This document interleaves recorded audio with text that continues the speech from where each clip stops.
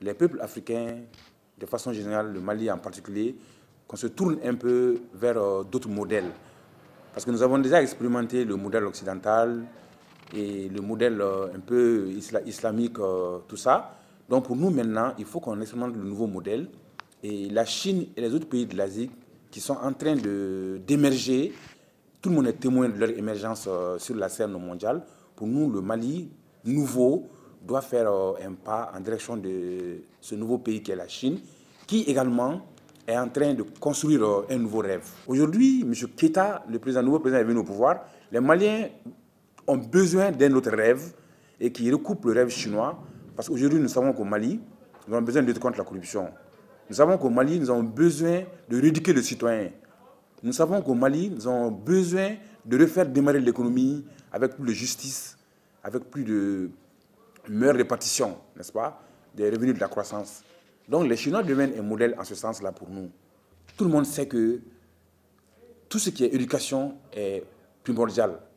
Quand on prend par exemple des propos tels que ceux de Lincoln ou bien même de Lénine qui disait économiser sur tout sauf sur l'éducation.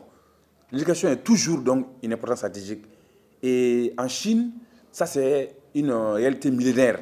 Les Chinois ont toujours accordé l'importance à l'éducation. Les Chinois disent dans un de leurs adages, quand quelqu'un vous enseigne un jour, il devient votre père toute la vie. Deuxièmement, au niveau des Chinois, et ça, nous devons ça à la politique du Parti communiste chinois, les Chinois ont compris en se référant au modèle anglo-saxon, donc en regardant du côté des États-Unis, du côté de la Grande-Bretagne, du côté un peu de l'Australie et tous ces pays-là, les Chinois ont compris que l'enseignement supérieur et la recherche technologique sont au cœur du développement. Donc les Chinois ont décidé de tout axer sur ça et de financer ça, si on peut parler ainsi, les yeux fermés, sans se dire que bon, l'éducation c'est social, il n'y a pas de retombées à court terme. Ils ont financé l'enseignement supérieur et la recherche de façon stratégique, en avant leur élite aller étudier aux États-Unis, aller en Australie, aller en Grande-Bretagne, et les inciter au retour avec la technologie pour faire le transfert. Donc ça c'est quelque chose que nous on peut apprendre chez les Chinois. Et alors nous voyons chez nous tout à fait le contraire. Depuis 20 ans, notre enseignement supérieur, notre éducation en général est en crise. De grève illimitée en grève illimitée, de violence en violence. Nous voyons tous que, quelque part, on est en train de nous amuser avec le feu. L'enseignement supérieur et l'éducation sont au cœur du développement d'un pays. Mais nous, aujourd'hui, c'est l'aspect qui est le plus délaissé au Mali. Donc pour moi, il faut que nous, on rêve de nouveau à un nouvel système d'enseignement supérieur.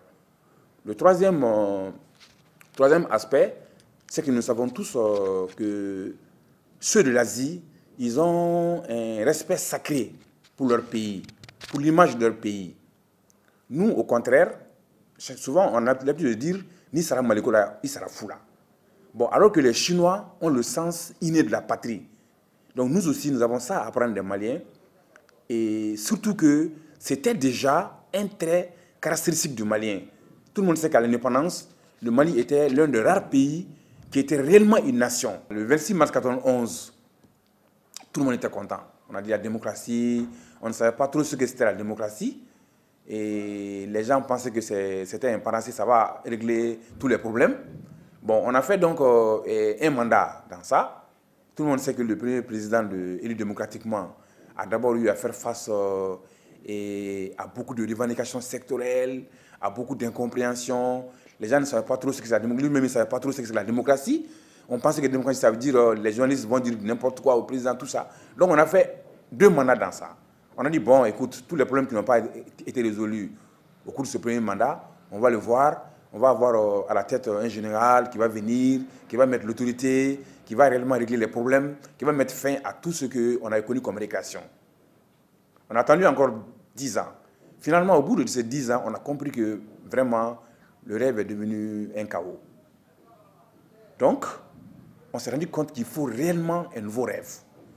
Parce qu'on ne peut plus continuer. Et tout le monde sait que c'est à cause de ça que 2 mois ou 3 mois avant même la fin du mandat, il y a eu un coup d'État, ou bien une insurrection. Donc les gens voulaient vraiment une nouvelle situation, voulaient un nouveau rêve. C'est pourquoi moi je souhaite que ce nouveau rêve malien puisse être réalisé par nos comportements d'abord individuelle et puis par une volonté politique au niveau des nouvelles autorités.